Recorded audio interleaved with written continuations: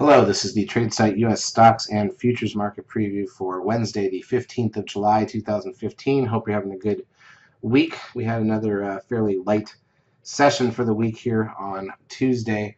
We'll look at some of the final numbers here. This time we didn't gap, we just drifted higher, but it wasn't very exciting.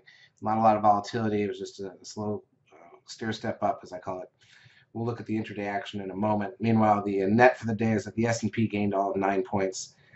Here's the ES front month futures contract daily chart. This puts us back above that uptrend line that we had broken, but still leaves us in this horribly narrow 70, 80 point range we've been in now for months. So the S&P, as I said, gained 9, closed at 2108. We've got the NDX, Nasdaq 100. This did gap up a little and kept going, so we've left some poor gaps behind. We'll talk about that in a moment too. There's something to be said for that. Up 29 for the day. SOX up 7, which is just a blip, but it does put it back above the 10-day moving average. Biotechs jumped to new highs and ran into, literally to the penny, the risk line from that 13 sell signal that played out back in June, middle of June.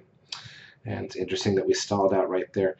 Google up 12.5 points, swept new highs for the year out of the blue. Last 3 days have been very strong for Google. It did not close at those new highs. It did have a new closing high, which is different for the year. So good day for Google. Apple, on the other hand, down 5 cents and didn't really go anywhere. You got the VIX retreated another 53 cents to 1337. That's heading back towards the lows of the year on the VIX after a couple of days of what we thought might be some excitement. Crude oil closed at 53.04. That's still a pretty low close compared to the last month or two. Here's gold, which lost $1.30. This thing looks like an inverted cup that could break down here in gold. Not positive, not a positive for the gold bears. A 0.74 close on the trend brings the 10-day moving average back down to 1.25. Here's a look at Nasdaq volume, which closed at 1.5 billion shares, almost identical to the prior day on Monday. All right, let's look at the intraday action on the futures. We'll start with just the 5-minute chart, and then I want to show you something that's really more important. So you can see it just a flat opening, very small gap down, and just a steady stair step up. Not a lot of push, no momentum, nothing that really get you excited, just that steady walk up in the markets. Now I'm going to switch this to 10-minute bars and take you to the Nasdaq futures, because I want to point out something here, and this is very important for newer traders to understand. Here's Nasdaq futures in 10-minute bars. You go back to, so this is Tuesday, going backwards. Tuesday, Monday, Friday, and then Thursday. The close of Thursday is that low close down at 43.40. And we just closed today at 45.18. Okay, so it's 180 points from Thursday's close to Friday's close. But what's amazing in all that is that the first day there was a 60-point gap up. And then from Friday to Monday, there was another 40-point gap up. That's 100, and then another 5 points. So 105 points of gap up on the way to a 180-point move on the NQs. Over half of that was not tradable and not an option. By the way, gaps are not healthy for the market. They usually come back and fill them. Light volume gaps are even less healthy. So, even though we're moving up, still I don't see that this is about to lead to any major breakout. Obviously, we had the word of the deal out of Iran that helped the market a little bit, but that's not necessarily a deal changer from any short-term perspective on the economy or the markets. So I don't think that that's going to have any major impact.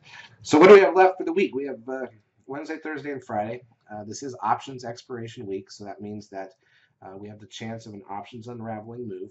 It is not triple expiration, so it's just a single expiration. And given how low volume has been in the markets, very likely that things could be not too impressive from that options perspective. So I don't know what kind of move we're going to get, but we will be looking for that move after the first hour's play on Wednesday. If we don't get it then, we'll be looking for it after the first hour's play on Thursday. We do have some data on Wednesday. We've got the MBA mortgage index at 7 a.m. We've got PPI and Empire Manufacturing at 8:30 a.m. Eastern. We've got industrial production and capacity utilization 15 minutes before the market opens. We've got crude oil inventories an hour into the market, and we've got the Fed beige book at 2 p.m. Eastern time. That also leads to Thursday, where we've got a lot more data, and then Friday, the CPI and housing starts and building permits. CPI is a big number. Now, of course, CPI comes on Friday when we've got the actual options expiration. We have now officially entered what we call the 8 days of core earnings. It is a different 8-day environment. It is this Tuesday through next Thursday where some 80% of stocks release their earnings for, in this case, the second quarter. It does lead to different types of behavior. A lot of bigger traders will sit out essentially or mostly be sidelined during this environment because it is very responsive to news on these stocks, rumors on these stocks, earnings releases in other stocks in the sector is not the same as most trading days. So especially with this light volume until we get some of these earnings under us, it's hard to say how the market could get excited. We do have Netflix reporting after the bell on Wednesday, one of the first big ones to get going.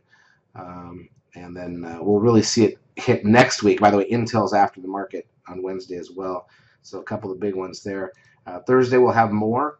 And then next Tuesday, Wednesday, Thursday will be even more. One of the biggest trade days is, Google and eBay are this week.